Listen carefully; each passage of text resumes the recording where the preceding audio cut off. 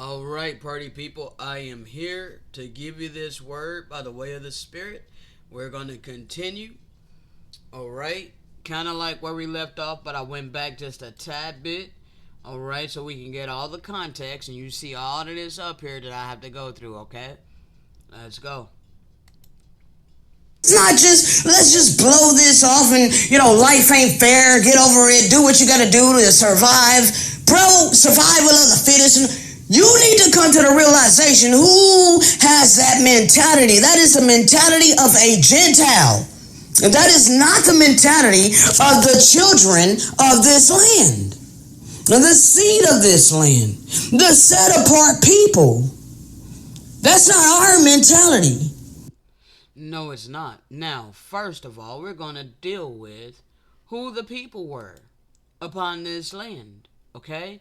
Searching for the legend. History so great, they say it's a myth. America is the land of milk and honey, okay? That includes North, Central, and South America. All the islands. Hawaii, Cuba, Hispaniola, aka Haiti. They call it a third world country. But these lands contain much gold and precious jewels. So how's it a third world country?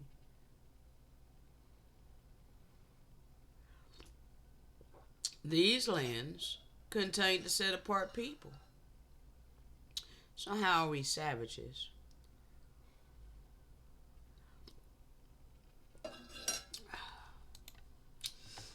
The African American is not African. The Chinese were searching for the island of women with gold and fruits. Did they find them?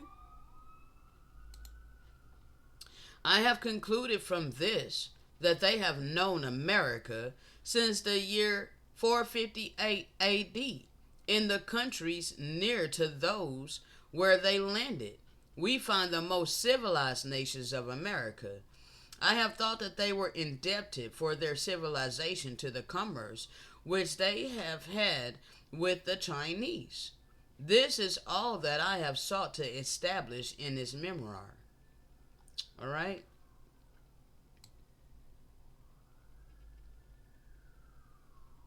You see the depiction?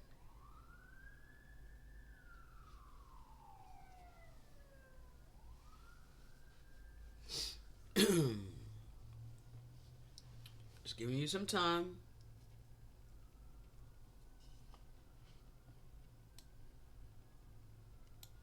All right, now we're going to get ready to read this here. Let me check my stats on my PC, bro. It's been tripping on me. My disk is 98%. This shit is just really difficult, bro. I know I got a lot up, but it's necessary. I don't even have up everything that I'm probably gonna need. But, it is what it is.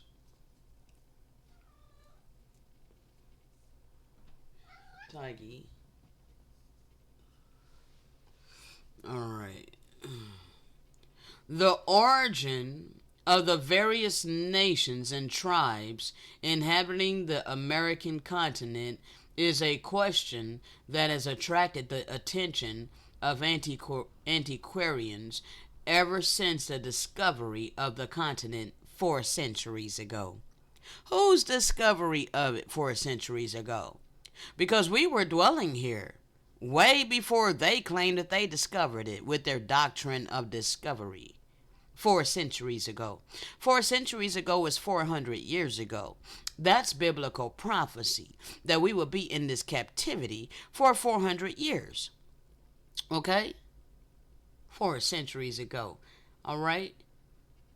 The origin of the various nations and tribes inhabiting the American continent is a question that has attracted the attention of antiquarians ever since the discovery of the continent 4 centuries ago, 400 years ago. We're going to connect these dots. All right? Yes, we are. Now, 1 second.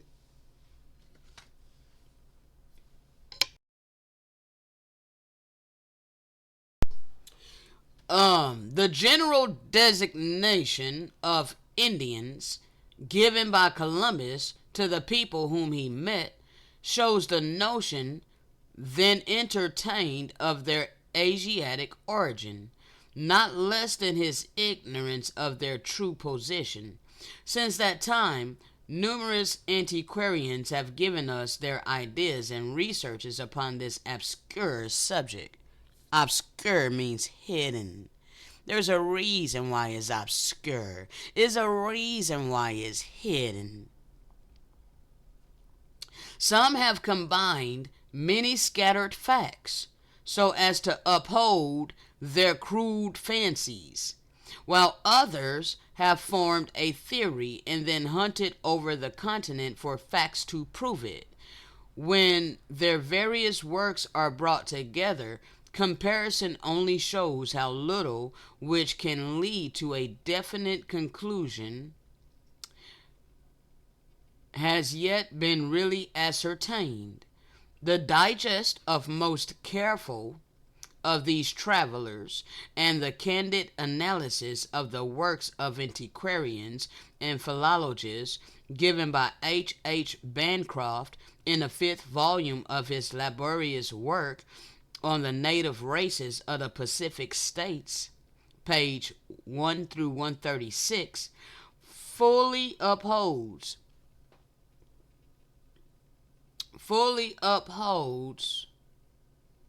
his concluding sentence as to the present state of this question. To all whose investigations are a search for truth, darkness. Hold on. All right. To all whose investigations are a search for truth, darkness covers the origin of the American peoples and their primitive history. We're not primitive. All right? We're not primitive. All right? Say for a few centuries preceding the conquest.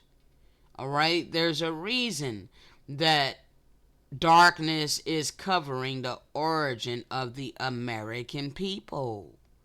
Okay? And our history. Okay? The history before Christopher Columbus. The history before Eurocentric ideology was enforced, imposed. Okay? The darkness is lighted up here and there by dim rays of conjecture, which only become fixed lights of facts in the eyes of antiquarians, whose lively imaginations enable them to see best in the dark, and whose researches are but a shifting out of supports to a preconceived opinion. Okay, those who are literally searching for the truth and don't just follow blind belief to a preconceived opinion that there was no so-called black people in the Americas, that all so-called black people come from Africa. Okay, that is a preconceived opinion that was enforced and imposed. Okay, so again, the African American is not African. History so great, they say it's a myth. America is the land of milk and honey. Now, in America, rediscovered in the 15th century and repopulated in the 17th, was recovered Egypt and the Promised Land. or land of the constellation of the eagle. All right. So again, this Eurocentric ideology saying it was rediscovered in the 15th century, that was still approximately 4 to 500 years ago. Okay? Yes, a little over 500 years ago or so. That they, quote unquote, rediscovered. But they're telling you that it was recovered Egypt and the Promised Land, or the land of the constellation of the eagle. This is from a record from a book entitled Oriental Masonry. I think, okay, let me pull it up, make sure.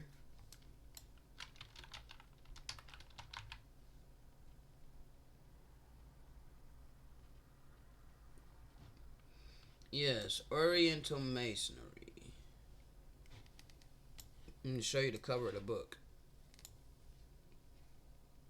Okay? Ancient Mystic, Oriental Masonry. Okay?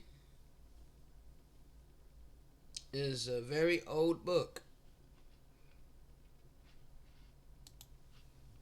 Let's see, what year did this come out?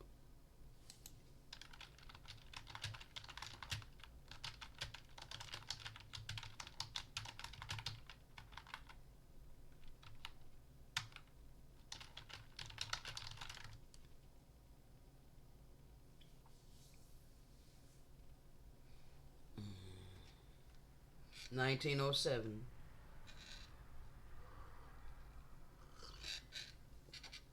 Ancient Mystic, Oriental Masonry, originally published in 1907.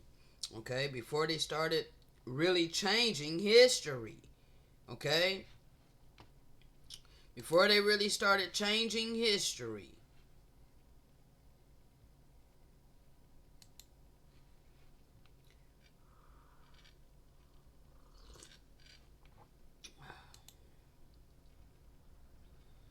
Alright? This is from a book entitled When Rocks Cry Out. Alright? Chapter 6, The Thread That Led to the Stones. Always they ask me the question, why are you doing this? What made you start looking for this? 1 second.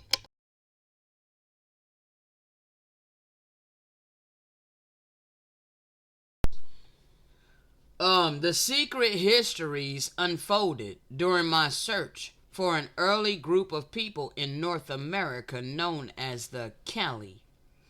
A public television PBS documentary, The History of the American West, mentioned that early Spanish explorers found a people called Cali living in the western reaches of the North American continent. The documentary made no other mention of the Kelly after revealing these early Americans to be quote unquote black. I had never heard of the Kelly or of any other black skinned people being in America when Columbus came. I sent emails to PBS asking for the sources that told of the Kelly. I got no response. I searched the internet for the history of the American West documentary and found an excerpt from that project, but there was no reference to the Kelly. Wonder why. Weeks passed, and still not one single sentence was found about the American Kelly. I would try one last time. The documentary said the early Spanish explorers saw the Kelly, so I decided to concentrate on the period when Spain began its exploration of the Americas.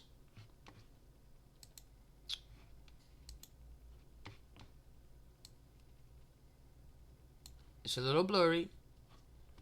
Almost immediately, my fortune changed. Let me get a drink of tea. 1 second.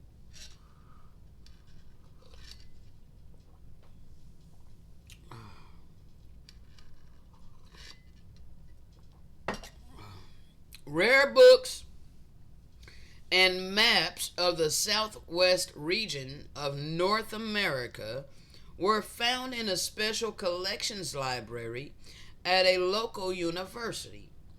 Maybe I will find something about the Cali in those maps and records. Arriving at this library, I discovered there were numerous old maps and records about the period and place where the Spanish explorers saw the Cali. I was fortunate to meet a Hispanic librarian who possessed deep knowledge of the historical Spanish literature, which included some of the most detailed descriptions of the quote unquote New World and its people. That New World is in quotations because it was only new to the invaders. It was not new to the people who were dwelling here. She knew the records that preserved Spain's early descriptions of the Americas. After being introduced to her, I went straight to the riddle that had consumed me. I'm looking for the black people called Cali who were in the Americas when the conquistadors arrived. The slight smile fell from the librarian's mouth. She glanced about the dimly lit room, apparently to determine if anyone overheard my question. She walked me quickly to a table, away from the ears of the few people near the entrance. I can tell you where to find the blacks who were in America when Columbus came here, she whispered, as she leaned toward me for confidentiality. But you do understand that people do not like to talk about that, don't you? She did not wait for an answer. I know there were several groups of blacks here and just in the in hold on. I know there were several groups of blacks here and not just in the islands, but in South America too, she offered, while occasionally looking around as though we were committing a grave conspiracy. Why is it that people don't want to talk about this? Why is it that they want to erase this history? Why is it that they want to continue to bury this history? It can no longer be buried because we, the children of light, have been risen in the land of our captivity. We know who we are now, and we're instructed to bring out this truth to you. Okay?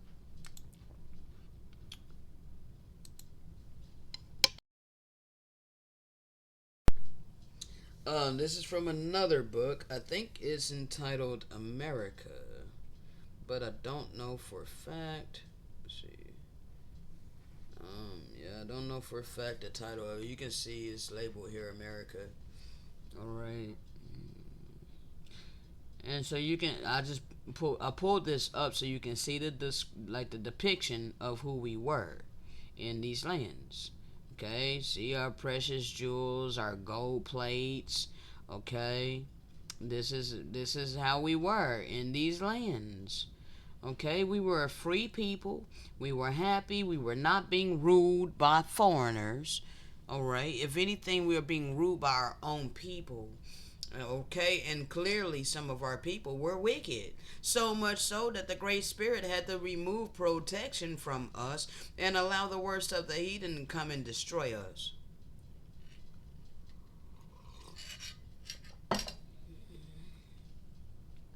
So I'm going to scroll down here so you guys can take a screenshot if you wish to do so. But you see it's kind of cut off, so I feel like it's kind of pointless to try to read this. Plus, on top of that, it's Old English. And I ain't gonna lie, it's really hard for me to read Old English. Okay. But I wanted you guys to get a screenshot if you so choose to do that. So you can do your own research, okay? Or you can have this for your receipts. Alright. This is from a book entitled Unexpected Faces in America, I think. Alright. Atlantis, the Antediluvian World. Okay, broken between the two continents, it is difficult to conceive of such an immigration by an uncivilized people. Okay, without Atlantis, how can we explain the fact that early Egyptians were depicted by themselves as red men on their own monuments? And on the other hand, how can we account for the representations of Negroes on the monuments of Central America? Now engaged in exploring those monuments published in the North American Review for December 1880, photographs of a number of idols exhumed at St. Juan, from which I select the following strikingly negroid faces. Okay, so look at these faces. Alright, you gonna deny this and hold to Eurocentric ideology? Okay, negroid idols found in what's labeled Mexico today. Okay, but that's Mesoamerica. Alright, that's Mesoamerica.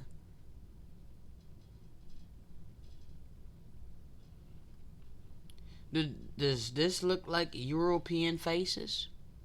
Or does this look like our faces? To this day, this look like us. This don't look like you Europeans that set yourselves up in authority over us upon our land.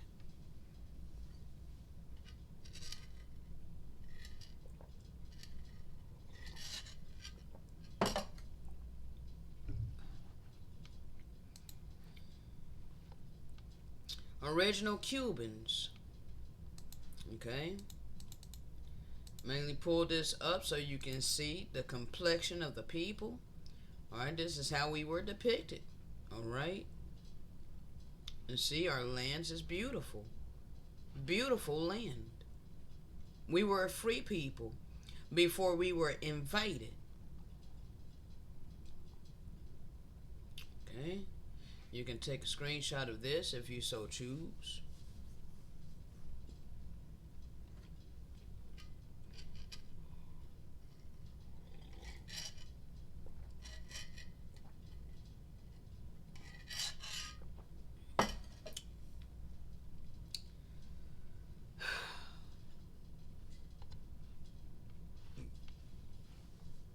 Alright, hopefully you got a screenshot because I'm going to go ahead and move on. Now, this is from the Song of Solomon, talking about the lawless one, okay? And how they wasted our land. How they wasted our land, okay? Hold on a second. What? Why is you starting all the way over from the beginning, bro? Don't do that. We are in a time of the revealing. That means the truth can no longer be hidden. And there are some upon earth that were put here to speak this truth by the way of the Spirit. We don't fit well in groups. We don't fit well in cliques. We don't stay in dogmatic belief systems and boxes. We break up out of all of that shit because we worship the eternal living power of love, life, and all things good. Therefore, we know that our power gives us free agency. And we do not have to bow down to any mortal man upon this earth. True humility is humility to the Spirit of truth, to your Maker, to the essence of love and life and all things good. All you have to do is ask yourself one question. Is everybody upon the face of the earth happy? Or is everybody upon the face of the earth pretty much miserable? There is a reason for this. It's not just, let's just blow this off and, life ain't fair, get over it, do what you gotta do to survive. Bro, survival of the fittest. You need to come to the realization who has that mentality. That is the mentality of a Gentile. And that is not the mentality of the children of this land, the seed of this land, the set apart people. That's not our mentality. Therefore, you need to understand there was only a certain amount of time that was allotted for our land to be overran by the worst of the heathen. All right. So, there was only a certain amount of time that our God would allow us to be overran by these heathen. All right? He gave ample opportunity for these people to be righteous. Okay? To do the right thing. All right? Use their free agency to do the right thing. All right? But they did no such thing. Therefore, he had to awaken his people in the land of our captivity to speak this word to you, to give you this opportunity, to give you, to open up your eyes, to at least give you an opportunity, okay? Because you people are in error. You have no idea. Okay, you have no idea who we are. You have no idea that this is the true covenant land. Okay, you're blindly following deception. Okay, so we are instructed to give you an opportunity to hear the truth.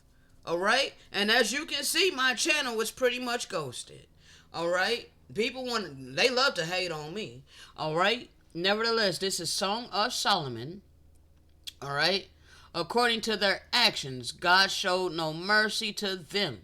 All right. He allowed our descendants to be hunted down and did not let one of us escape. Okay. The Most High is faithful in all his judgments, which he makes in the world. Okay. The lawless one laid waste our land, so that no one inhabited it. This meaning no one righteous inhabited it, because they stamped out righteousness. They stamped out light. They stamped out truth. They stamped out holiness. Okay? They massacred young and old and children at the same time. In his blameless wrath, we were expelled to the west. This was the Most High, okay? Because the blameless wrath is speaking about the Most High. But it wasn't the Most High that was wrathful with us. It was the eternal law. We have filled the cup to the brim with our wickedness.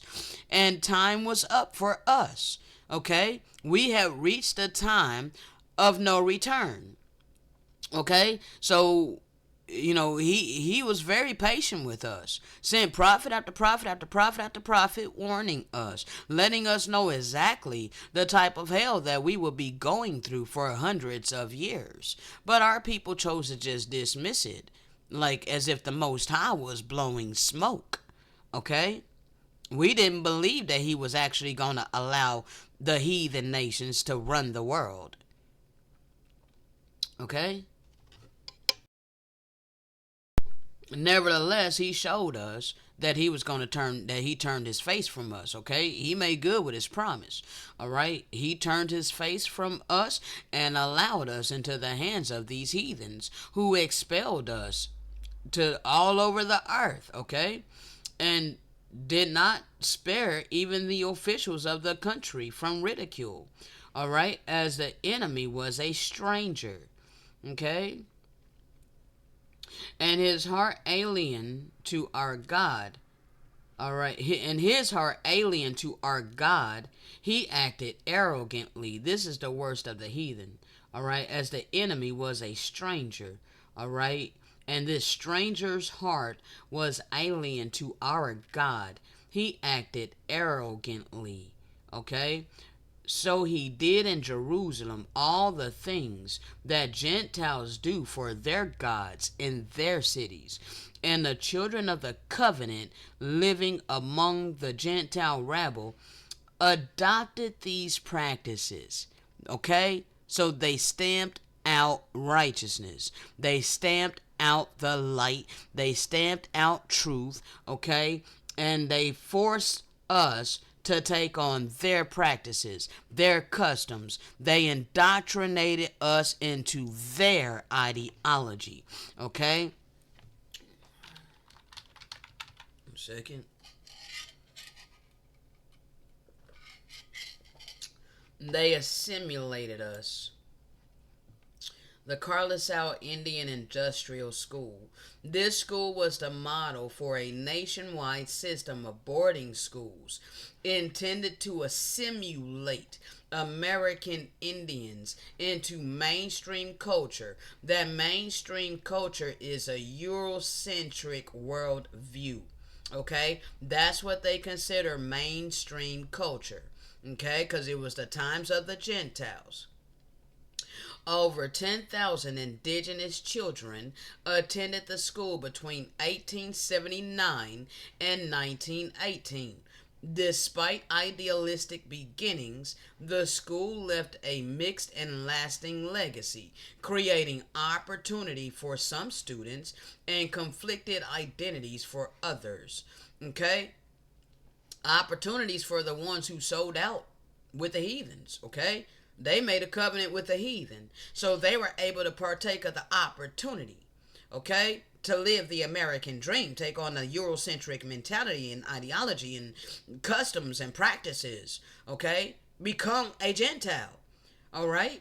They took to it, all right? They took to the opportunity, okay? But for others, it created a conflicted identity. Some who chose to, not really conform, or not really, because you have your boule, okay, and they're not your quote unquote everyday criminals, okay. They're seen as sophisticated. They're seen as, prominent, okay. They're seen as honorable, but yet in many cases they're committing more crimes and atrocities than your common quote unquote criminals who do what they do just to survive, okay, such as selling rock on the street, okay, or committing a robbery here or there so that their children can eat, okay. But then also another group of this conflicted identity is the righteous, okay, those of us that have a connection to the divine, okay, who don't participate in any of that wickedness, okay. I mean, we dabbled in some things growing up throughout our life while we were in ignorance in the valley of the dry bones, okay. Nevertheless, there was a portion of us that were seeking and that naturally rebelled against this system, naturally rebelled against assimilating, naturally rebelled against conforming. Okay?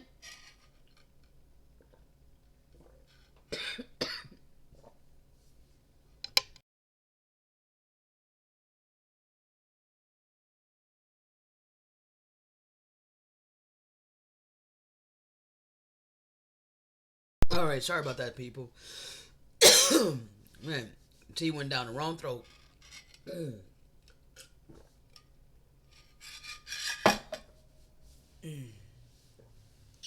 All right, so also in this cemetery are 186 graves of students who died while at Carlisle. Why was the students dying at this boarding school? What were you doing to the children? Also, this says over 10,000 indigenous children attended the school between 1879 and 1918. Well, I was born in 1976, and I was still forced into the school system. Okay, it just wasn't a boarding school. It just had become mainstream public education. Okay, they changed it into public education. All right? Nevertheless, it was still pushing Eurocentric ideology. It was not to give us any kind of intelligence.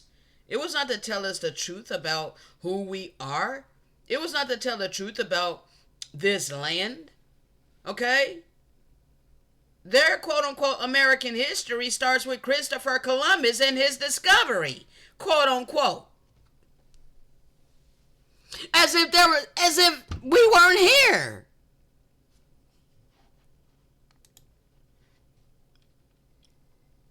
All right? So this is how we adopted their practices, majority of my people. No one among them lived in Jerusalem acted with mercy or truth. Those who loved the assemblies of the devout fled from them as sparrows fled from their nest.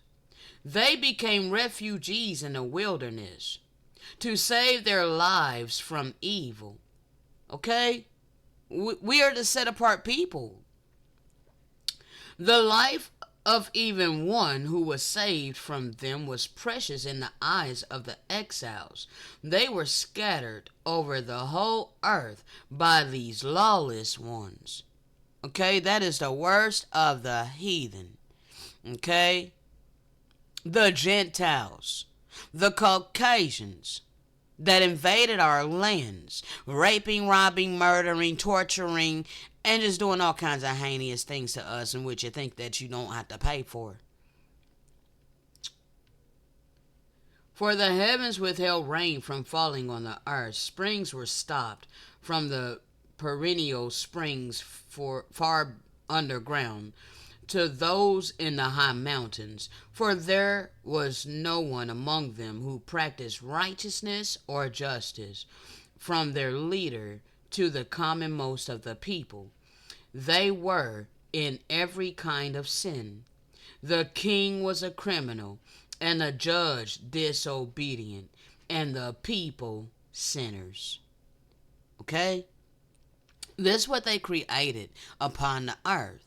Even with majority of my people, this is how they did it. Okay? They did the Inquisition over here as well, people. All right? The Spaniards performed the Inquisition over here. All right? This is how they stamped out truth. This is how they stamped out light and love. Okay? Compassion, mercy, kindness, and empathy. All right? Replacing it with brutality and survival of the fittest. Okay? All right. Deuteronomy chapter 28:52. And he shall besiege thee in all thy gates. Okay? This didn't happen in Africa. All right? We were besieged in all our gates over here in these lands until our high and fenced walls came down, wherein we trusted throughout all our land, in which he shall besiege thee in all thy gates throughout all thy land, which the Most High our God had given us. We were forced to eat the fruit of our own body, the flesh of thy sons and of thy daughters, which the Most High our God had given to us, in the siege and in the straitness wherewith thine enemies shall distress thee. They've been distressing us all of this time, as they are still ruling over us in these lands.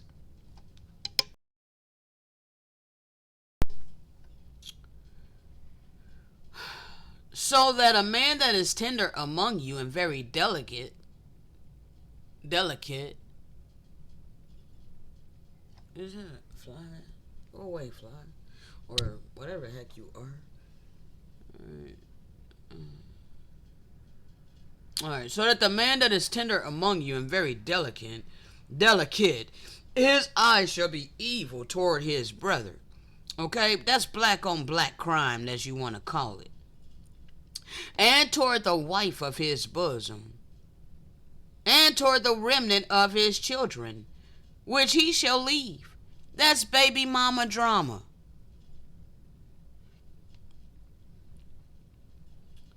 So that he will not give to any of them the flesh of his children, whom he shall eat, because he has nothing left in him in the siege, and in the straitness, wherewith thine enemies shall distress thee in all thy gates. Let's look up this word distress. Extreme anxiety, sorrow, or pain. Okay? Anguish, suffering, pain, agony, ache, affliction, torment, torture, discomfort, headache, heartbreak, misery, wretchedness, sorrow, grief, woe, sadness, unhappiness, desolation, despair, trouble, worry, anxiety, perturbation, uneasiness, disquiet, angst. Okay? The opposite is happiness and comfort. Well, this is what, as a whole, you nations got to experience for the last 400 to 500 years. You guys got happiness and comfort, whereas we get distress. Okay? And I've lived a lifetime of this. I've lived a lifetime of being distressed in this land at the hands of Europeans and their system.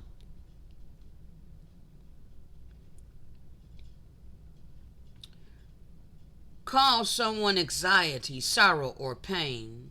How the hell do you think you're gonna be saved when your whole damn system has caused anguish, caused suffering, pain, caused us to be upset, made us miserable, made us wretched, made us grieve, made us sad, trouble, worry, bother, all right, all of this, perturb, disturb. You brung all of this upon us. Traumatic, afflicting, painful, worrying, agonizing, tormenting, okay, pitiful, heartbreaking, heartrending, tragic, haunting, disturbing, unsettling, shocking, alarming, gut-wrenching. Okay, your whole damn system that you wrought over us upon our indigenous land caused all of this anxiety and sorrow upon us as a people. But you want to claim we're all the same, because you want to ignore real history.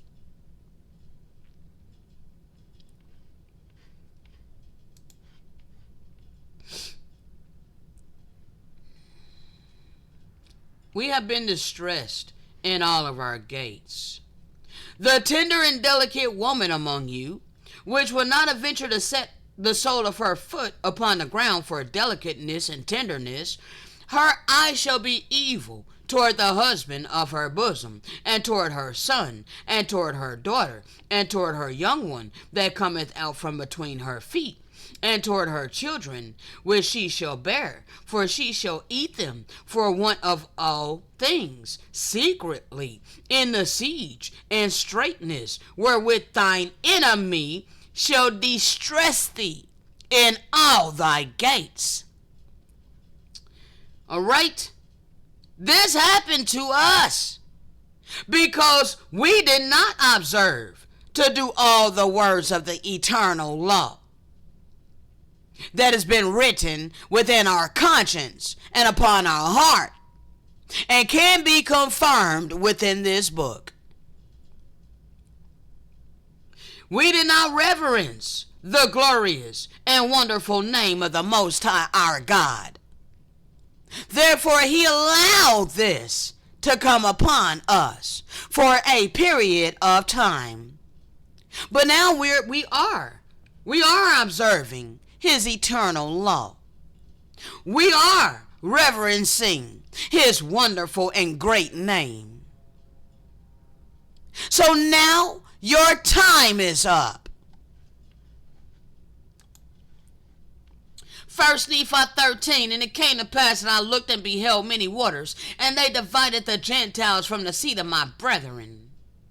Yea, it came to pass that the angel said unto me, Behold, the wrath of the Most High God is upon the seed of thy brethren. That is the cup that we filled up to the brim with our wickedness. And the time interval had came, the time allotted, for us to reap all that we had been sowing. And it was at the hand of the European nations. Gentiles upon a land of promise. We were divided. This is the set apart land, the fourth part of the earth, divided from the three parts. You can clearly see that these lands over here are not set apart. Okay? They are all conjoined together. All right? The 1, 2, 3 parts. Okay? All conjoined together. All right? But over here, the fourth part is set apart from these three parts. Okay? This part over here is not joined to these parts over here, like these all are joined together over here. Okay? So the fourth part is the set apart land for the set apart people. Gentiles upon the land of promise. How many receipts is this? That this land over here is the land of promise. This land over here is the land of milk and honey. Okay? Gentiles upon the land of promise. And I beheld the wrath of the cup of indignation that was upon the seed of my brethren. And they were scattered before the Gentiles and were smitten. And I beheld the Spirit of the Most High that... No, it wasn't the Spirit of the Most High that was upon the Gentiles. Oh, no, it was not. Okay? The Spirit of the Most High had departed from us and our land. Okay? And allowed these Gentiles over here. So there are other spirits, you know. There's a such thing as demonic spirits. Okay? And that was the spirit that was upon the Gentiles. Okay? I beheld a demonic spirit that was upon the Gentiles. And they did prosper. They did prosper and obtained the land for their inheritance because they stole it. Okay? And I beheld that they were white, okay, and exceedingly fair. Okay, you gotta understand who translated our records, all right? Gentiles translated our records, so they're gonna try to induct themselves in here, okay? No, Nephi is writing this. Nephi is not white. Nephi is not a Gentile, okay? He may have been light-skinned, but that don't make him a Gentile. All right? Before they were slain, okay?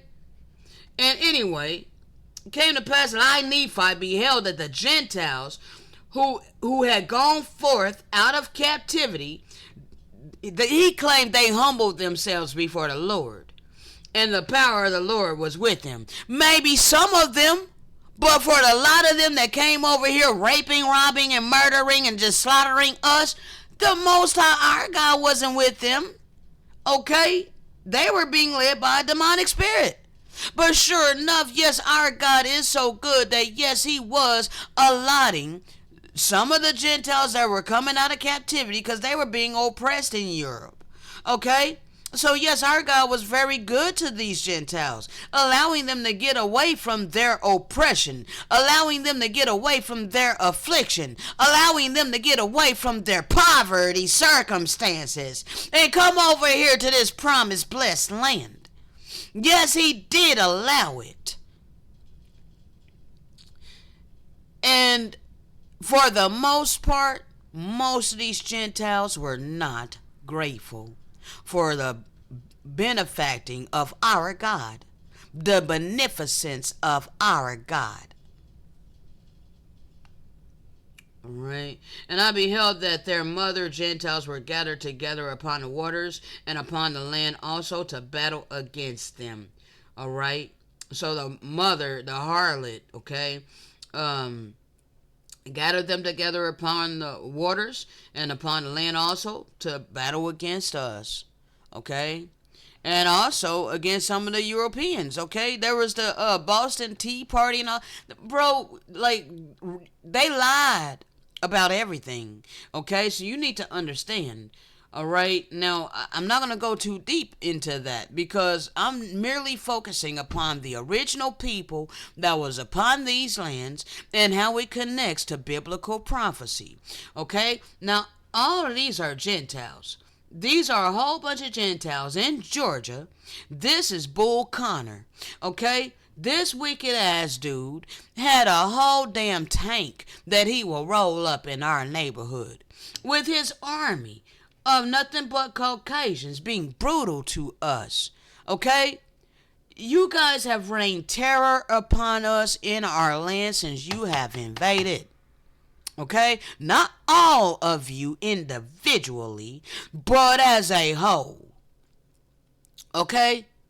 And individually, majority of you have remained silent on this issue. Okay? There is very few that is speaking out the truth about this. All right? Matter of fact, that brings me, thank you, Father, for reminding me. I have to go to my Facebook right quick. I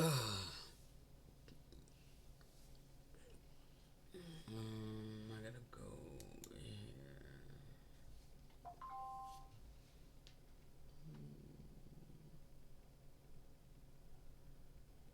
Big Judas going live. The Most High requires action by the chosen as well as other nations. It's so amazing, bro. So amazing. So amazing that the messages that I've been given, my brothers are coming with the same messages. You know? Nevertheless, I'm being hated. Alright, here's that book, Unexpected Faces in Ancient America. Okay? The historical testimony of pre-Columbian artists. Okay?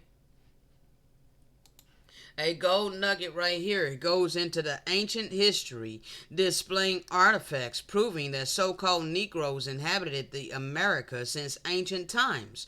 Thus, it's called Unexpected Faces in Ancient America. Unexpected faces because for decades, European scholars, anthropologists, and historians with a racial bias against dark-skinned people and the Smithsonian Institute completely covered up the presence of Negroid-type American Indians existing in North, Central, and South America, to the point that the majority of people today don't even believe it's possible that so-called Negroes inhabited the Americas. Well, we did.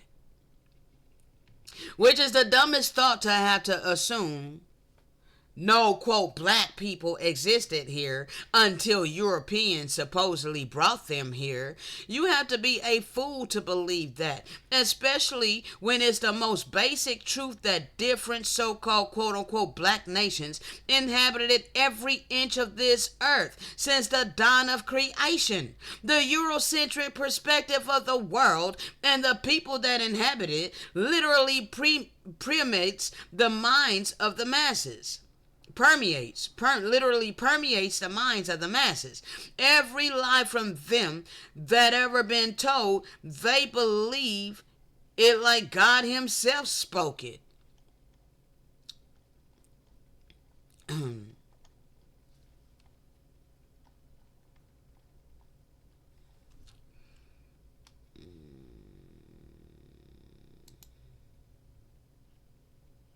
Forgive them, Great Spirit, for they know not what they celebrate.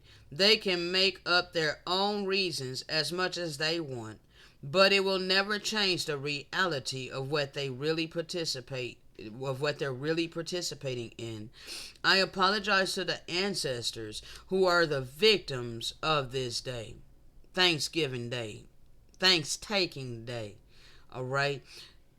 The victims of this day, our descendants celebrated alongside your enemies for the sake of food. I did it in ignorance. We all did it in ignorance because it was what we were taught since we were children. It was passed down for generations. At the end of the day, just be safe because these holidays are a time where people get stupid drunk and cause accidents. This is the type of stuff that they were doing to us. Massacre of the quote unquote Christian Indians, but they meant holy Indians, okay? The holy ones. You see the children laying dead, okay? The atrocities that they came over here doing to us. You don't even want to own up. You don't want to admit this. And you want to act like it doesn't matter. This is what they did to us. This was cruel. Do you not understand that?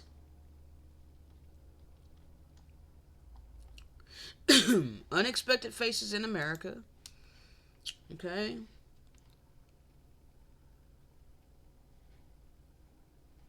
You know, I don't agree that we went around butt ass naked, and I don't agree that we were cooking our body parts and stuff, bro.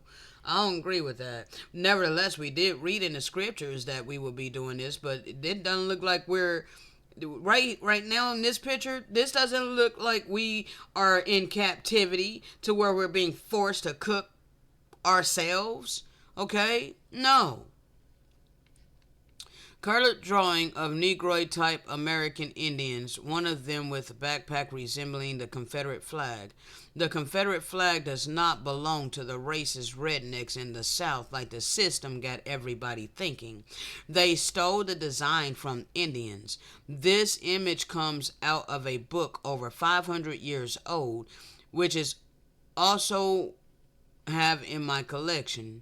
Notice this painting depicts them roasting human body parts as if they were cannibals. According to the book American Holocaust, some Europeans would write letters back to their kings in Europe, exaggerating stories about people they encountered and making up drawings depicting the local Indians as complete savages like this one here. These were all lies in order to justify the heinous acts Christian Europeans would commit against some Indian tribes, killing men, women, and children, robbing tribes for their gold, or holding them hostage and forcing them to show them, the Europeans, where the gold is. Okay, so but you clearly see how they did get the depiction of us right, except for the what they have us doing. Okay, you see they got the complexion right. Okay, but this is what they claim, that we were cannibals, so that they can justify their slaughter of us. Okay.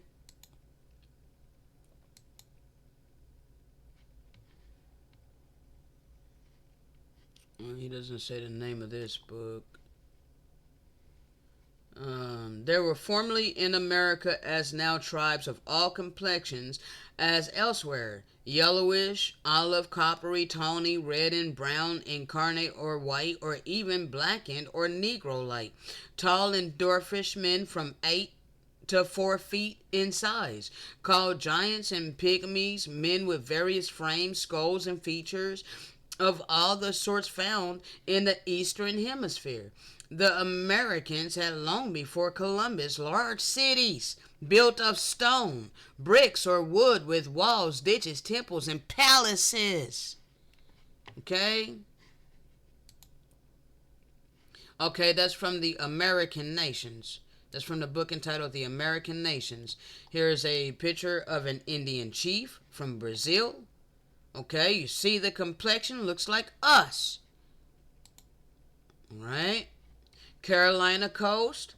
This young man remarked that these people were black like the others, that they had shiny skins, middle stature, and sharper faces, and very delicate bodies and limbs, and they were, he said they were inferior in strength but quick in their minds. This is all that he observed of them. Could have been the very peaceful ones that didn't, engage in physical combat and stuff. The complexion of these people is black, not much different from that of the Ethiopians. Their hair is black and thick, and not very long. It is worn tied back upon the head in the form of a little tail. In person, sorry about that. In person, they are of good proportions, of middle stature, a little above our own, broad across the breast, strong in the arms, and well formed in the legs and other parts of the body. The only exception to their good looks is that they have broad faces, but not all. However, as we saw, many that had sharp ones with large black eyes and a fixed expression. All right. Um, Giovanni, King of France. Okay. Swarthy. All right. Old English. Swarthy. Black, dark of night. All right. That means black, of color of skin, of the persons of black. Okay. This black skin, the true Germanic word surviving in the continental languages but displaced in English by black. Okay. So they basically changed it from swarthy to black. Okay. But nevertheless, it's still a stigma. It's still a label that Europeans, okay, foreigners, all right, are slapping upon us. All right. Because they claim it's dirty. Okay. They claim it's dirty. They call us dark. Okay. Black, sordid. Okay. These are not good connotations. These are not good terms, to call ourselves.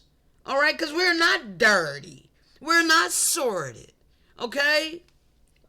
Like, so, I don't understand why my people want to hold to this so-called black. Okay, this title black. All right? Now, these people in color are inclined to a swarthy, tawny, or chestnut color.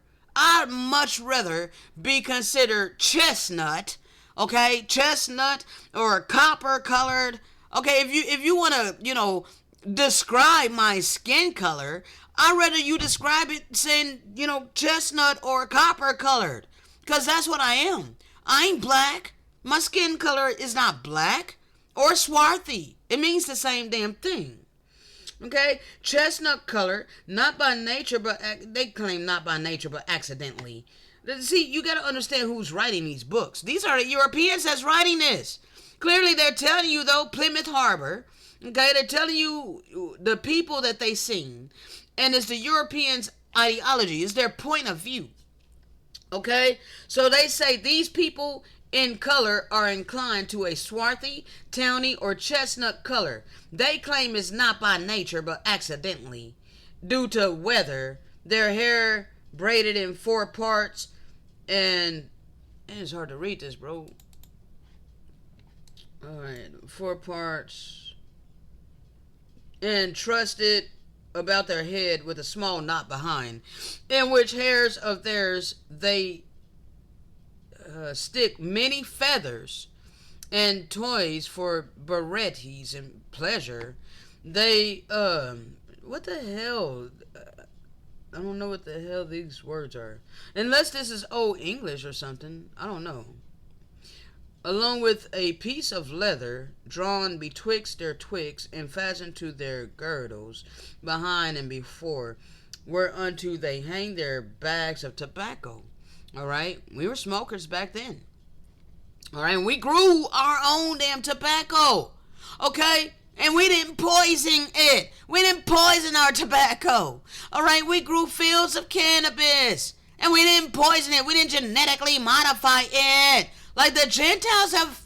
Oh my God, they have poisoned everything. Okay, like, oh my God, bro, I'm so tired. Okay, they seem to be somewhat jealous of their women, for we saw not pass 2 of them who wear aprons. I don't know. Like, bro, what? Alright, let's see here. April 1603. Alright. Merchants and inhabitants of the said city with a small ship and a bark for discovery of the north part of Virginia. Alright.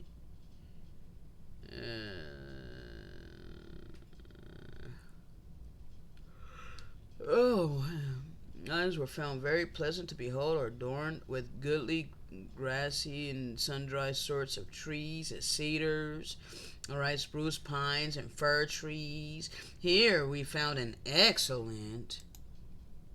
Oh, okay, it goes off. All right, so let's see. Islamic slavers. Okay, this was important. Let me make sure I got the right post for this. 1 second. Okay, because he put 4,000. Man, I ain't got time to go through all of that. All right. Okay, here we're gonna. Where's that at? Right quick. I really came here for this and this. All right. So let me go ahead and go through this right quick, and then we're gonna go through this video. All right. Now, first, let's read his post. When the enemy underestimates you and assumes you'll never figure out their complex lies,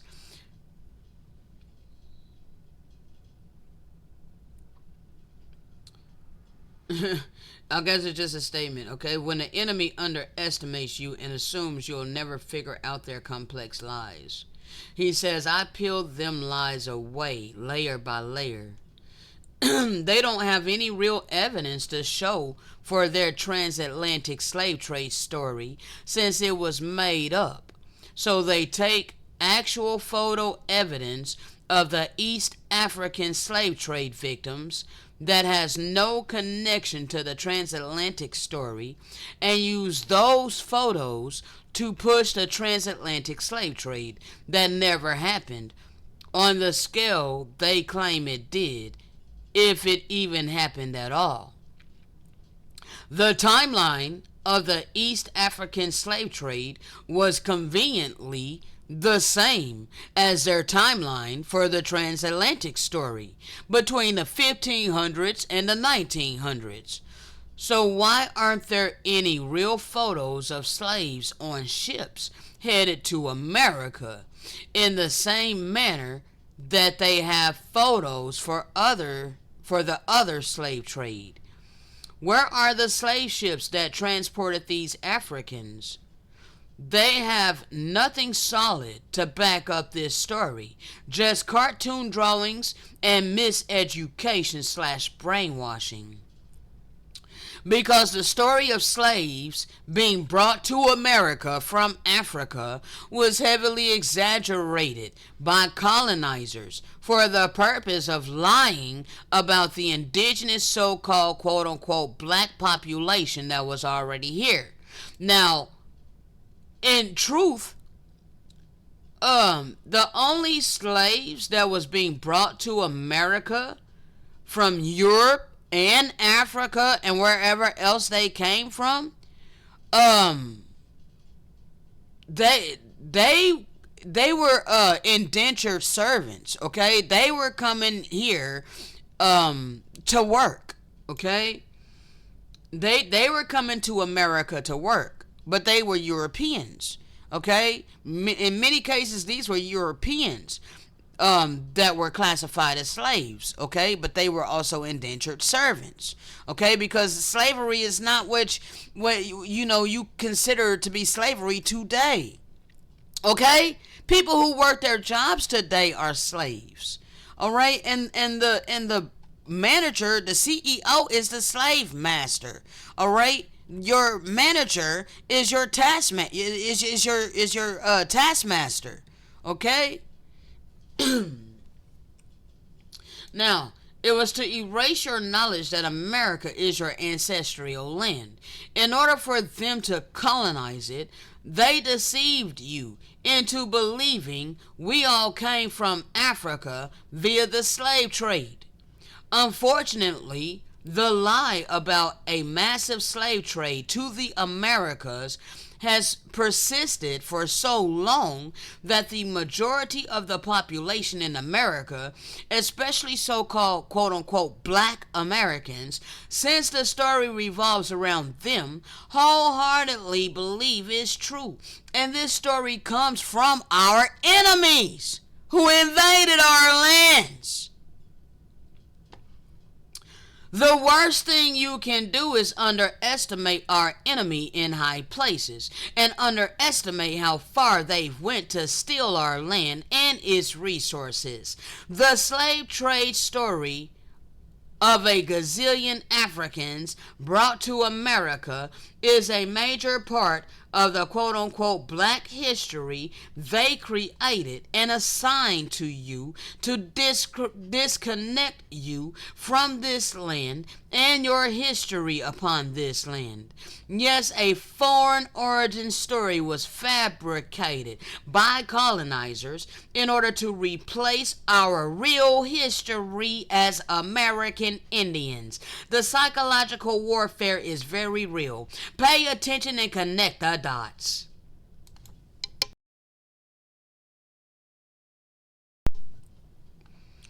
Alright, none of the routes are headed to America. It's only up and down the eastern coast of Africa, Saudi Arabia, and southern coast of Asia. So you see these routes, the Indian Ocean African slave trade between 1500 and 1900. Nevertheless, they it still could be, part of the tribe of Judah. Okay, not sure. I gotta look at these pictures because you can clearly tell the difference between Hebrews from Hamites. Okay, you can tell the difference between Shemites from Hamites. All right, yes, you can. The only you can't see these. Some of these look like. Let's see. You can't really tell. Like, yeah, some of these look like Hebrews, bro. All right, but maybe one or two Hamites, but some of these do look like Hebrews. In all honesty, all right, same phenotype. Okay, but he says these are supposed to be enslaved Africans being prepared for slavery in a new world. No, they didn't bring them to America. Okay, clearly they had shipped them. Okay, this way. Okay, so we were being shipped this way. All right. The scripture does say that we're going to be sold by our enemies all over the earth. Okay. So, yes, some of our people were dwelling in Africa. There is a Negro land in Africa. Okay, there's a place in Africa known as Negro land. Okay, because the tribe of Judah was dwelling there. Okay, and some of the tribe of Judah was in Europe. Okay, you just gotta understand. You gotta unlearn what you've been taught and relearn via the spirit of truth. Okay, so they lied about everything, bruh. All right. So yeah, we're not all Hamites. Okay, let's see. The truth is these victims aren't on any route to America. They're being held captive in Zanzibar, an island off the coast of Tanzania or Tanzania. Okay, Tanzania. These are victims of the East African slave trade, not the transatlantic. Nothing new with us, okay? Nothing to do. Well, it does have something to do with us because these are still yet our people, all right? Just a more wicked part of our people that went through worse than us, okay? Well, we don't have any photos of what they did to us here. We have some, okay? I don't think I have any real photos. More like we got the dogs and stuff like that. We have statues of us wearing the arms and stuff and shackles upon our feet. All right, but nevertheless, bruh, the sins of Judah and Levi and Benjamin, they went through some more heinous things than we did too, and for longer. All right, because if I remember right, I think it was back around 2017 or 2018 or so. There were some real photos. I posted some real photos of what they were doing to our people over there in Liberia. All right, in Liberia, they had them. We weren't shackled and chained over here in these lands, but they were being treated like that over there in those lands. Okay, in Africa. Okay, so that's why I said that. All right. Zanzibar's story, remembering the past, securing the future. All right. So let's see here. Let me see if I can get this a bit bigger.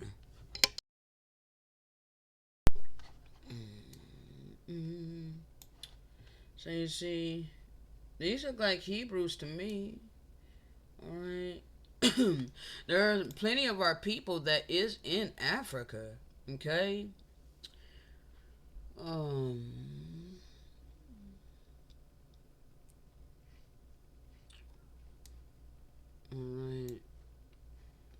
So you see, this was headed by the church. Okay? You putting your trust and faith in a church. Okay? The church is what sanctioned this. Okay? Alright, another photo claimed to be victims of this fabricated transatlantic slave trade. Okay? See, this is like Hebrews, okay? Yes, they do. And they starved them, okay? This is a depiction. It's not a real photo. Well, this is a depiction too. It looks like it could be a real photo, but I don't know. That's definitely a depiction. All right, and again, it is found to be a lie. It's a drawing of the previous photo. They're victims of the East African slave trade being sold to Arabs. Nothing to do. He said again, nothing to do with us or the Americans. Well, it does have something to do with us because these are, still our people. But yeah, us over here in Americas, our story is different. Okay, so they tried to merge these two, stories together. What was happening to the tribes of Judah, all right, the southern kingdom and the northern kingdom. We were separated. Okay. This was the kind of brutality that Africans experienced. See, they still weren't Africans. They are still Hebrews. They're just being called Africans because they were living in Africa. That don't make them Africans. That don't make them Hamites just because they're living in Ham's land. Okay? Yet again, a photo claimed to be slaves headed to America. So why are there Arab slave traders on the left side of the photo if they're headed to America? It would have made more sense if the slave traders were British or some other European branch. Okay, so that's Arabs. So you can see them. Alright, looks like the Arabs right here. Alright, so we can zoom in here. This is very blurry. Alright, can't really see the facial features that well, but you see full beard here. These are the Arabs over here. Alright, very Edomites, okay?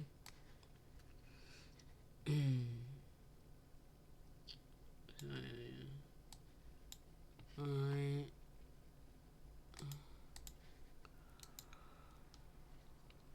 Alright. Self-explanatory. This photo has no connection to America whatsoever. These victims are being bought and sold by Arabs. The brutal slavery over 12 million Africans. They're still not Africans. They're just calling them Africans. It's the same photo. But you see this? 12 million Africans. Let's go back right quick. Because you see, this says, rare photo of a North American slave ship.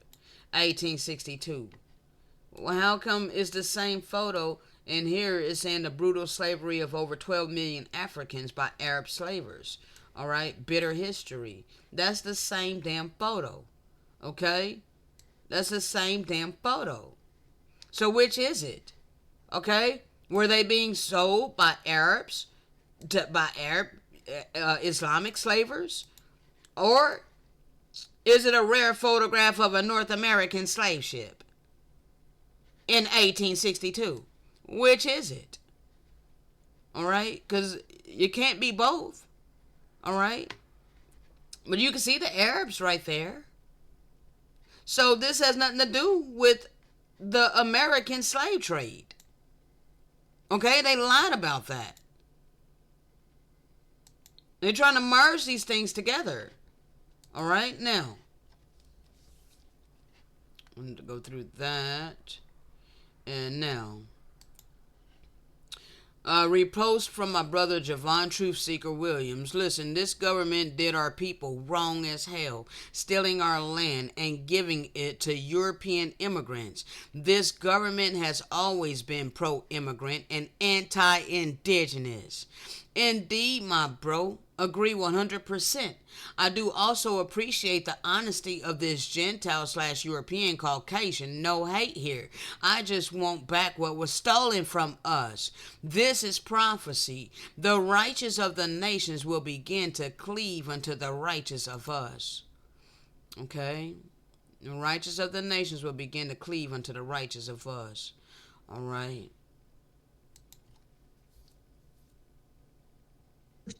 Family has always said that we're Cherokee, but my DNA results suggest otherwise.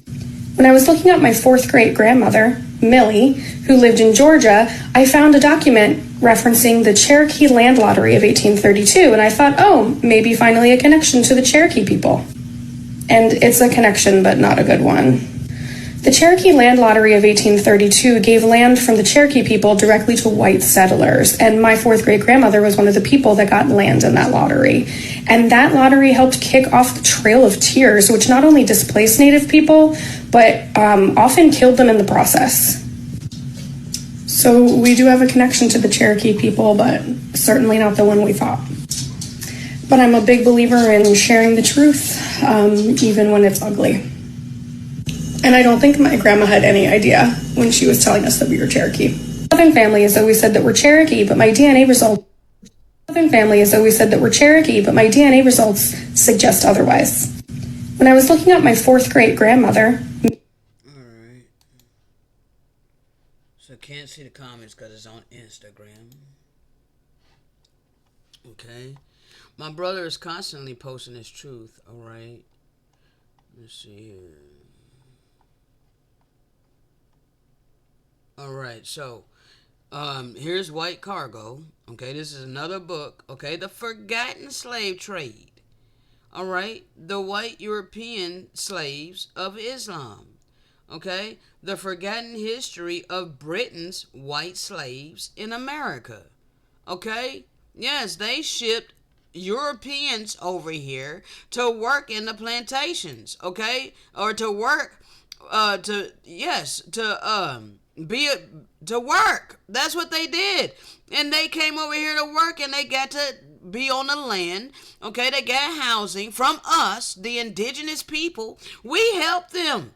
Okay, they were the slaves of Britain, but we assisted them. Okay, and then they turned around and turned on us. Okay.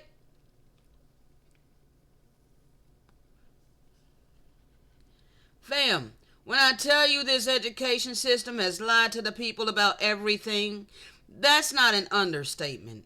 They just flipped history upside down and told almost everything ass backward.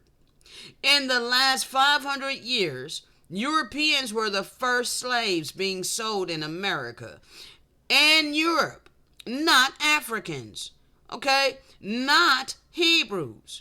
Millions upon millions upon millions of Africans were not being enslaved and shipped to the Americas. That is a lie. Were Africans enslaved and sold? Yes. Were Hebrews enslaved and sold? Yes. Indigenous Americans, okay, captured and sold? Yes. But nowhere near the scale they made it seem. But what's been omitted from history is that wealthy people were selling poor Europeans into slavery to the colonies here in America and to the Arabs and Berbers. And they made sure not to teach this history about themselves and created the false idea of quote-unquote white supremacy to hide it. It would have been impossible to push their false idea if they told the truth about history. They would get laughed to scorn. And there would never exist this inflated superiority complex that most so-called, quote, white folks around the world have. It makes me wonder if the real reason the ancestors of the Europeans were so relentless in their oppression towards dark-skinned groups of people when they came to power was because they were getting their revenge for being enslaved.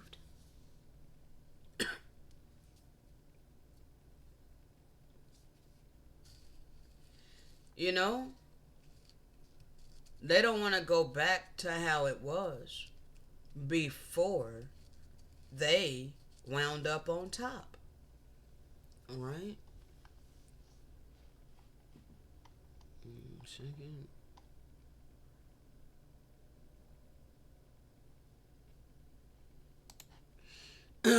All right. This demonic man right here was a practitioner of scientific racism. He and his erroneous understanding was the beginning of racism itself and the beginning of their belief in quote-unquote white supremacy. He considered Asians the yellow race, Africans/Ethiopians the black race, Mongolians the brown race, Europeans the white race, Americans the red race. Truth is, there's no such thing as race. Prior to this evil brought into the world, all people on earth identified themselves by their tribal, ethnic bloodline, their culture, and their spiritual practices. Okay? Nobody was calling themselves or others by a color. By identifying as a color, entire collectives of identities were lost, and people's identities confused with other people. This is very important to understand. Now, embracing his understanding, one second. All right. European, quote, scholars quickly applied his concept of race, especially after feeling empowered by the label of quote-unquote white, in which they viewed themselves as the quote-unquote pure race, closest to God, despite the bloodshed they spilled everywhere they set foot for colonization. Europeans in America eventually stopped identifying indigenous Americans as copper-colored or the red group, but quote-unquote black, which leads to the assumption today that so-called quote-unquote black Americans are Africans. Now you understand why I say there's no such thing as quote-unquote black. There's no such thing as quote-unquote black people or any quote-unquote color of people, because it's a made-up concept. Until you educate yourself and understand the events that took place in history, you will be forever viewing the world and yourself and others through the eyes of Eurocentric perspectives. You're literally taught to see the world through the eyes of your colonizers. Okay? Joanne Blumenbach, the first race scientist. The accepted view is that the scientists of the European Enlightenment got the issue of race badly wrong. In fact, some of them get more right than they are usually given credit for. All right? This dude right here. So I told my Oct that it was going to flow right along with this project that I'm working on. Alright? I had to include it. Alright? Had to include it. Alright? Inquiring minds want to know. So my brother says, how did the American Indians go from this right here to this? How did the people represented in this image become so widely and unquestionably accepted as, or hold on, he said the latter image, okay, this image right here. How did the people represented in the latter image become so widely and unquestionably accepted as the indigenous Americans, while the people who represented in the former photo gets rejected, claiming they're not indigenous and assumed to be African American due to their skin tone? That's racist in and of itself. So because of our skin tone, we have to be from Africa? Wow.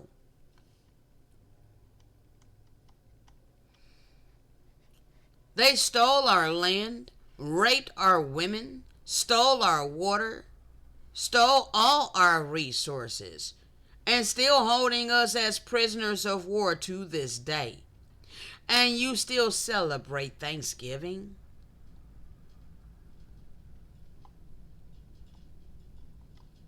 I think that was it. Yeah, I think that was it. Alright. African Americans, also known as Black Americans, formerly also called Afro Americans, are an American racial or ethnic group consisting of Americans with partial or total ancestry from any of the black racial groups in Africa. African Americans constitute the second largest ethno-racial group in the U.S. after white Americans. The term, quote-unquote, African Americans generally denotes descendants of Africans slaved in the United States. All right, look at their definition of who we are. Look how it basically say we're just an enslaved group. All misnomers, nomers, and bullshit. This is what happens when you don't have a knowledge to define yourself. This is what happens when you don't have the knowledge to define yourself. First of all, number one, we aren't African Americans because we're not immigrants. Hell, Elon Musk is an African American.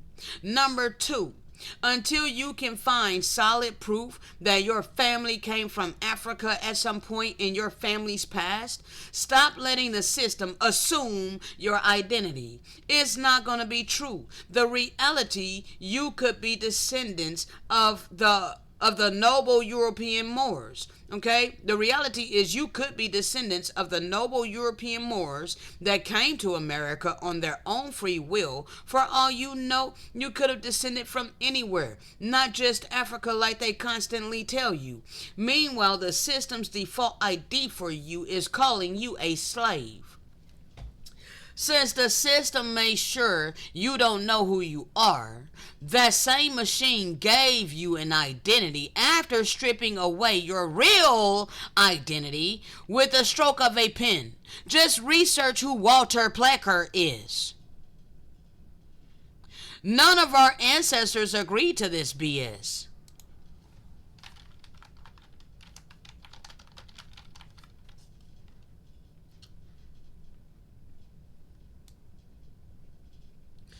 In 1913, this dude reclassified all remaining Indians as Negro, as state registrar and author of the Racial Integrity Act of 1924. All right, and he also caused smallpox in 1838. All right.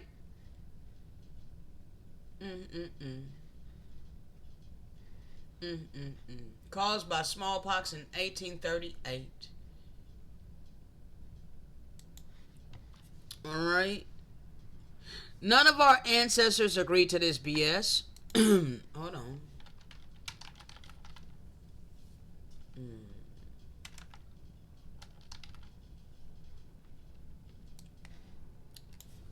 Here's an official letter, alright, that we wrote to Calvin Coolidge, okay, who was the president at this time in 1924. All right, I gotta make this a little bit bigger.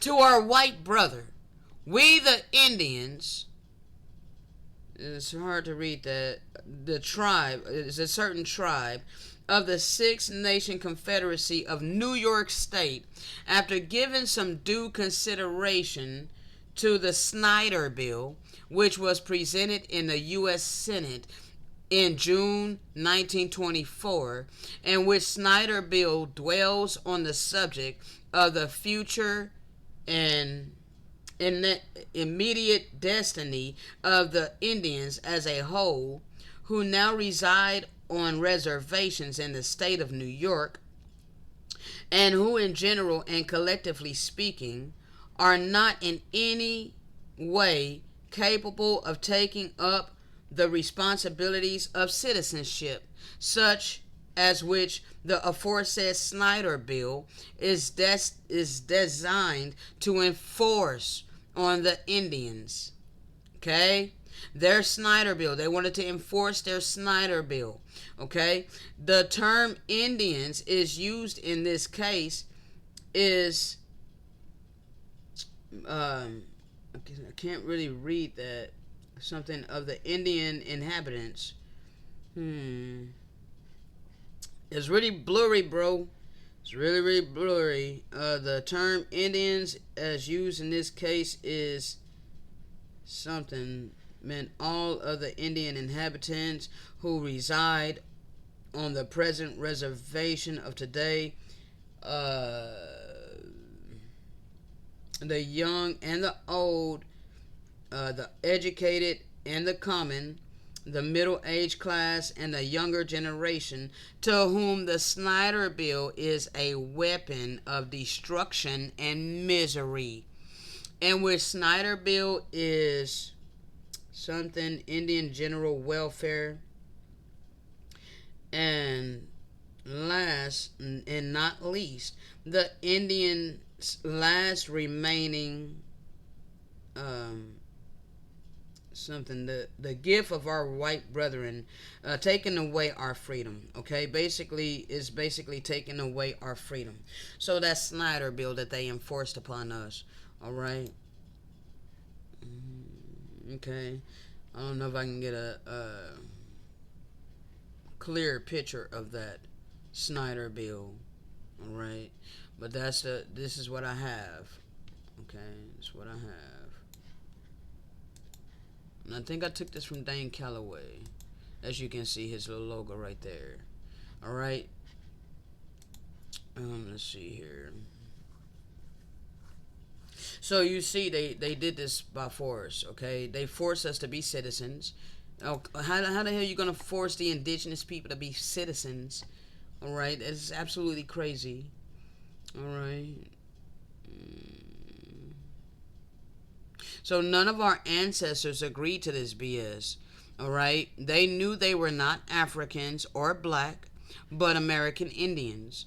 This bullshit ass identity was made up by our enemies, the white supremacists throughout American history. They stuck it on us for the purpose of erasing the truth that the majority of us don't come from Africa at all, and we just rolled with it. Well, we had to because we were children being taught this from birth. Okay? We were children being taught this.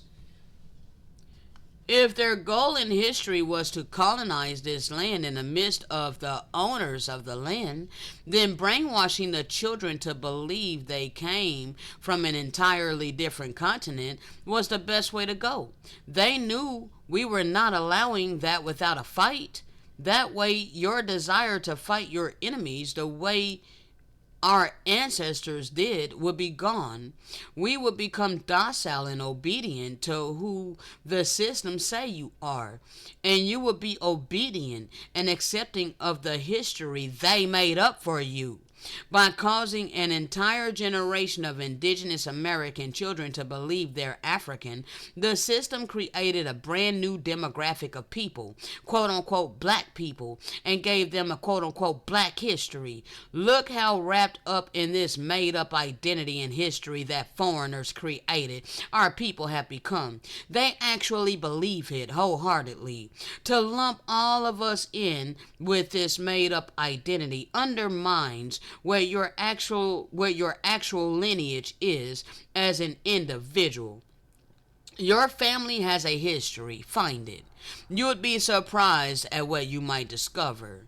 This is why it's so important to search your lineage and find out where your family came from. Alright, I did mine and found that nobody in my lineage on both parents' side came from Africa. Meanwhile, the system is assuming my identity, saying that I am from Africa. Nah, playboy, that's not gonna fly. I did the work, and the research into my family lineage, spoke to my family elders, and found out exactly who I am.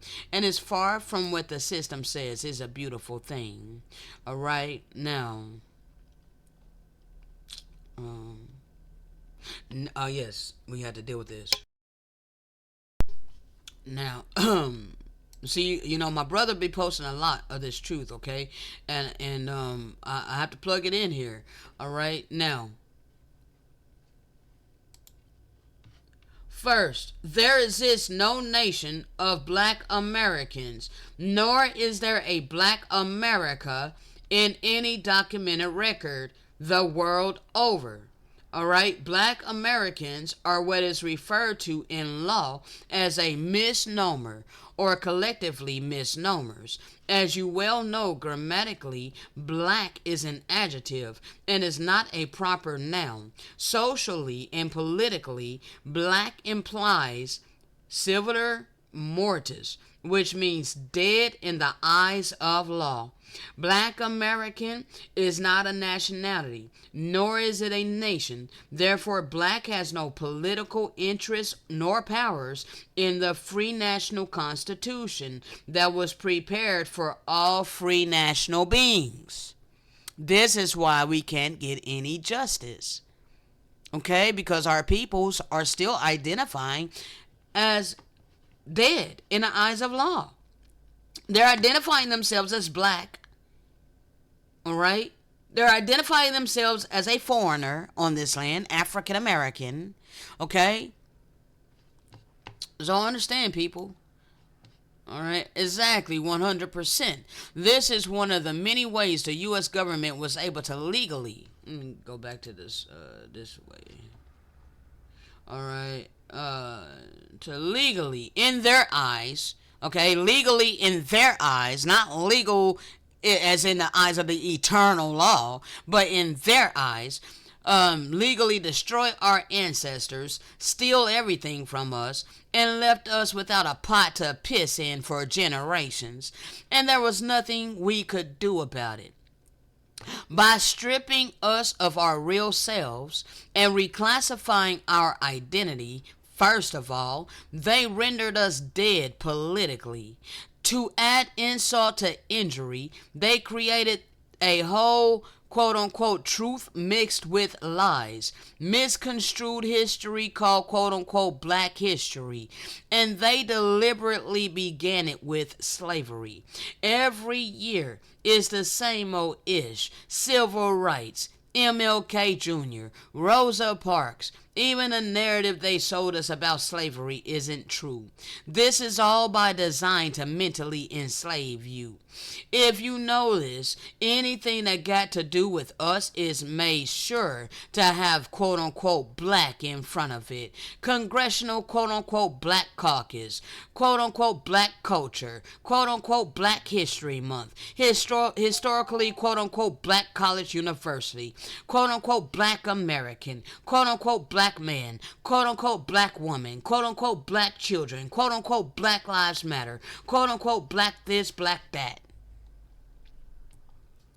By doing this and circulating this destructive trap throughout the system via quote-unquote Black History Month, the miseducation system, television, sellout agents, etc., they trap you in this quote-unquote black slave state of mind. It is why so many of us are damn near obsessed with being quote-unquote black.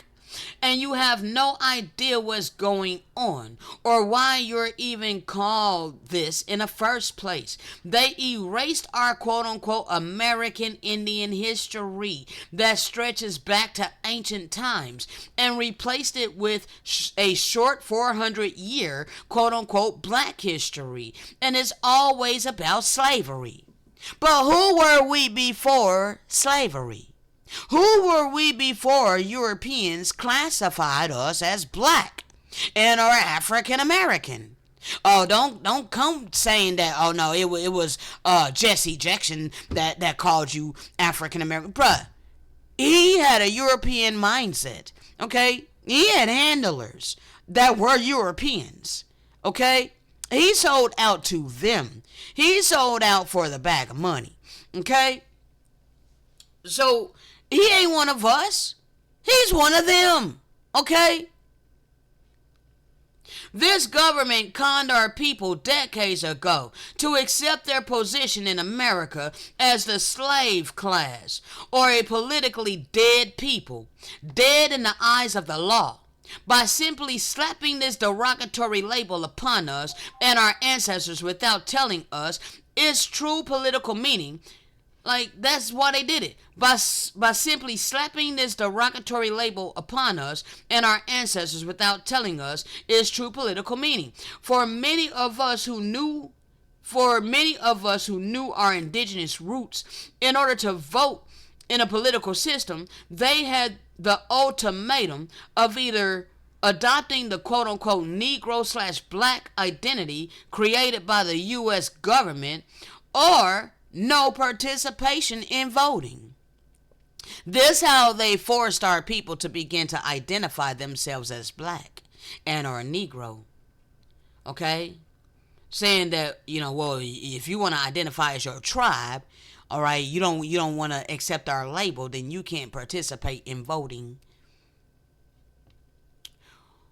Why you think when the world look at us, they love our style? They love our dress. They love our music. They love our dance, etc. But they'll tell each other in a second that they don't want to be quote-unquote black. They do want to be us. Yes, they do. But they're not taking that quote-unquote black label. They know what it means. We're the ones refusing. We're the ones fulfilling. We're the ones fulfilling Hosea 4:6. All right, to a tree walking around screaming, I'm blackly black, I'm black and I'm proud, and don't even know what you're saying. My people are destroyed for a lack of knowledge. All right, I think that's what Hosea 4:6 means, or what it says. Let's see. Yes, my people are destroyed for a lack of knowledge because they have rejected knowledge. Our God has rejected us. All right, and said that we should not be no priest to him. All right, hold on.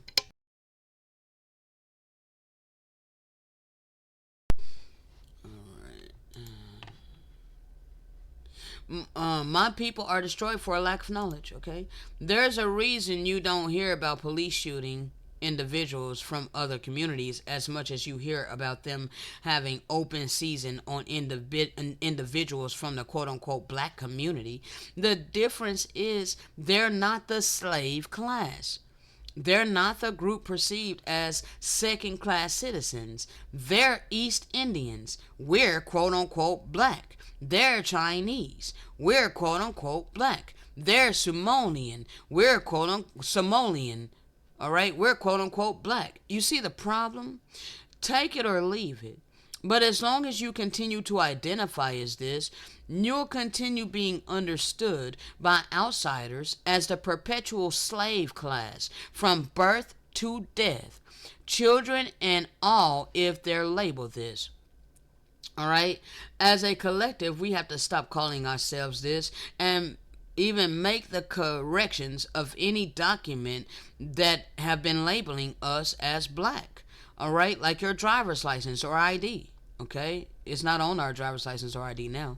This is the real chief. Okay, this is a whitewash European version of it. Okay. Now, okay, I'm done with this. All right, I'm done with this for now. All right. So this is how you treated us on our land when you came over here. Okay.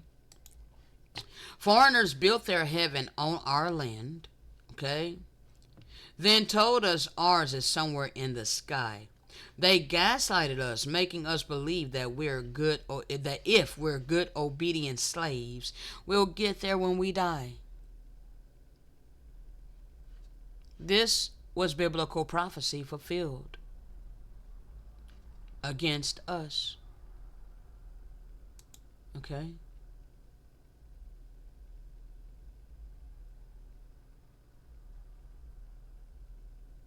Europeans, ask yourself, if this was reversed and we invaded your land, okay, and it was all of us in your land rolling up with a tank and literally terrorizing, raping, robbing, and murdering your people,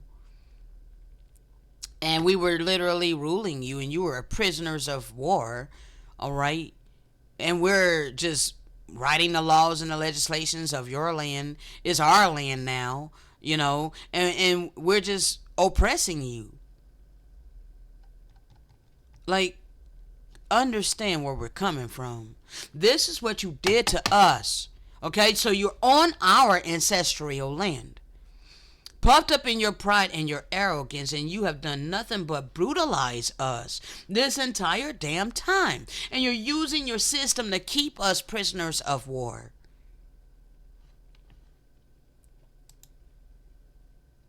While you live in your heaven, creating a hell for us. So you see here, all of this stolen wealth, all right, why did Queen Elizabeth want to colonize North America? All right, under the rule of Queen Elizabeth I, sought to circumvent Spanish dominance in the region by establishing colonies in what they considered the New World. England's attempt at colonization would serve two purposes. First, a colony would act as a buffer against Spanish control of the North and South American coast. And they also wanted to steal a lot of our wealth, as you can see. All right, 1584, the first English voyage. All right, in 1606, King James I granted the Virginian Company its first charter, including the right to establish colonies in Virginia and extending all rights to the Englishmen to the colonists. Under this charter, wealthy men invested the money that they got from raping, robbing, and murdering and plundering us. They invested that money to finance ships and supplies needed for the first voyage to Virginia. Okay? Then you got the Vatican Archives, the Vatican City, holding 50 miles of ancient documents hidden from the public, where no browsing is allowed. They just gave themselves the authority to just steal all of our records, rape, rob, murder, and bury all the history, where no one is allowed to go browse. They literally sitting on all of our wealth, all of our resources, yet forcing us to pay rent on our ancestral land. And you seriously want to think that this is the real reality?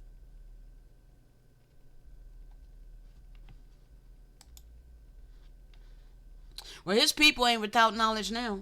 Let me check my time. Okay, it's 1:52, going on almost 2 hours.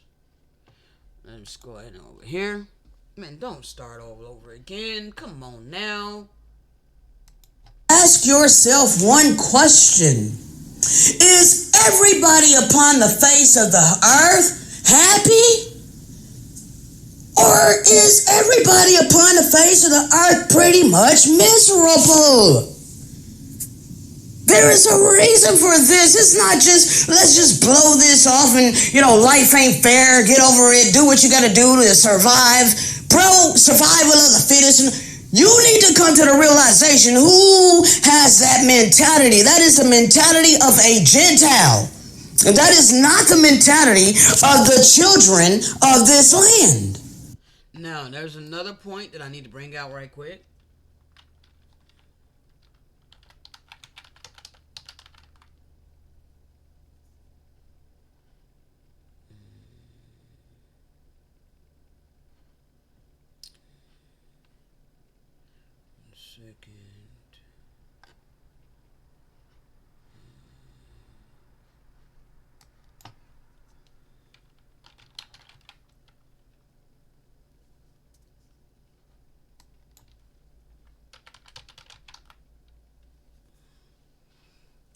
Okay, I've pulled this out many times. I just want to prove to you that this was not our mentality. All right, This was not our mentality. We had a whole different way of living. All right. Other island of Hispaniola, 1452. God has created all of these numberless people. They say numberless because we are the people who were accounted as the stars of the sky and or the sand of the sea. The children of Israel has always been represented as the stars of the sky and the sand of the sea. That's why it's considered to be numberless. God has created all of these numberless people to be quite the simplest, without malice or duplicity, most obedient, most faithful to their natural lords, and to the Christians whom they serve, the most humble, most patient, most peaceful and calm, without strife nor tumults, not wrangling nor querulous, as free from uproar, hate, and desire of revenge as any in the world. They knew this about us. They wrote about it. Among these gentle sheep, gifted by their maker with the above qualities, the Spaniards entered as soon as they knew them, like wolves, tigers, and lions, which had been starving for many days. And since 40 years, they have done nothing else, nor do they afflict, torment, and destroy them with strange and new and diverse kinds of cruelty, never before seen nor heard of, nor read of. The Christians, with their horses and swords and lances, began to slaughter and practice strange cruelty among them. They penetrated into the country and spared neither children nor the aged, nor pregnant women, nor those in child labor, all of whom they ran through the body and lacerated, as though they were assaulting so many lambs herded in their sheepfold. What excuse do you have for this? To do this to a merciful people, a humble people?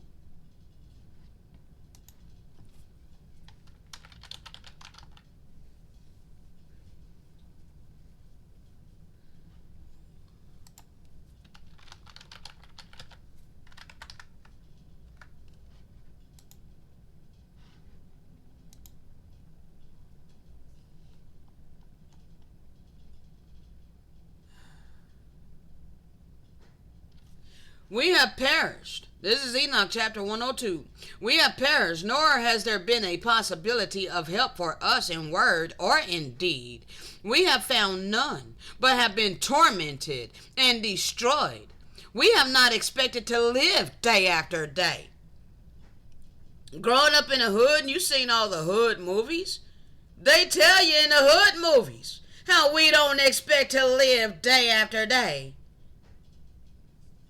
We hoped indeed to have been the head, but we have become the tail. We have been afflicted when we have exerted ourselves, even working your jobs, earning your money. We're still afflicted. We're still impoverished when we exerted ourselves. But we have been devoured by sinners and the ungodly. Their yoke has been heavy upon us. Those have exercised dominion over us, who detest and who goad us. Literally bait us into lashing out in anger so that they can have an excuse to call us evil and wicked. And to those who hate us, we have humbled our neck. But they have shown no compassion toward us. The book of Enoch telling you that we have humbled our neck, but they show no compassion to us. Among these gentle sheep gifted by their maker with the above qualities, most humble, most patient, most peaceful and calm, without strife, all of this, you still destroyed us. Show no compassion toward us. We have been desirous of escaping from them, that we might fly away and be at rest. But we have found no place to which we could fly and be secure from them.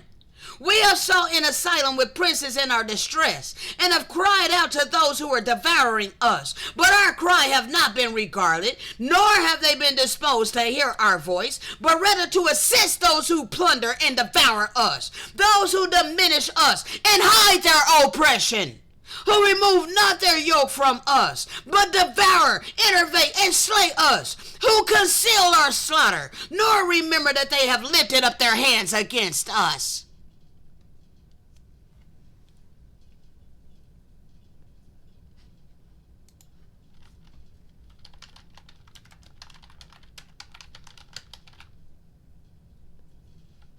One second.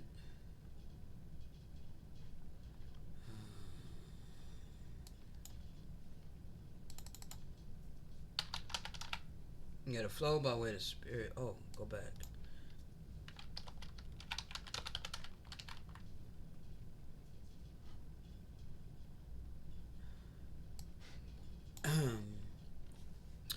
Revealing America's Dark-Skinned Past. This is the book.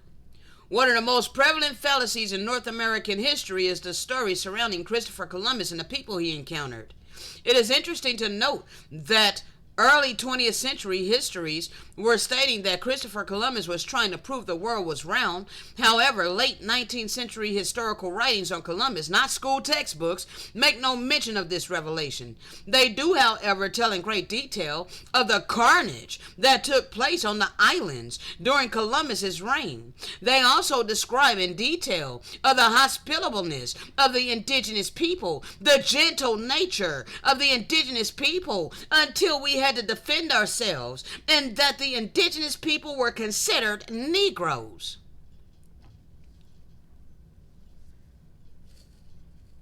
Eventually, in the retelling of this story, as history had the tendency to do, facts were being deleted. The man who changed modern history could not be depicted as a slaver, among other things, and most of all, the image of the indigenous people and the words and names used to describe them had to be changed to accommodate European interests and values. Okay? 1 second, I got another one. 1 second. Let me put them all of these receipts. You're going to stop playing with us. Alright? 1492. This is from a book. Oh, I don't know the name of this. Okay, Revealing America's Dark-Skinned Past still. Okay. Alright, 1492. Columbus called his captains and all of his crew. Alright, they bear witness that he, before all others, took possession, alright, of the island for the king and queen. Okay, sovereigns making all reciprocal declarations. Alright, one of the many requirements issued, stated, in part, in the name of King Ferdinand and Joanna, his daughter, Queen of Castile, Leon, etc., conquerors of barbarian nations. We notify you the best we can that our Lord God eternal created heaven and earth. The late Pope gave these islands and mainland of the ocean and the contents thereof to the above mentioned king and queen as certified in writing, and you may see the documents if you so desire. Therefore we request that you understand this text within a reasonable time and recognize the church and its highest priest, the Pope, as rulers of the universe, and in their name the king and queen as rulers of this land, allowing the religious fathers to preach our holy faith to you. Should you fail to comply or delay maliciously in doing so, we assure you that with the help of God, we shall use force against you, declaring war upon you from all sides with all possible means. We shall enslave your persons, wives and sons, sell you, dispose of you as the king sees fit. We shall seize your possessions and harm you as much as we can as disobedient and resisting vassals. And we declare you guilty of resulting deaths and injuries, exempting their highness of such guilt, and as well as ourselves and the gentlemen who accompany us. After Columbus' initial statement that the people he encountered were friendly, he proceeds to say, "It appears to me that the people are ingenious and would be good servants." And 3 days later states, "When your highness order it, all can be taken and carried to Castile or held captives on the island itself, because with 50 men all can be subjugated and made to do everything which we desire." It should now be obvious that Columbus' plans were not only to convert the inhabitants to Christianity, but to also enslave us. Now look at the depiction of these people versus these people. Okay? These are copper-colored people versus pale-skinned people. Okay?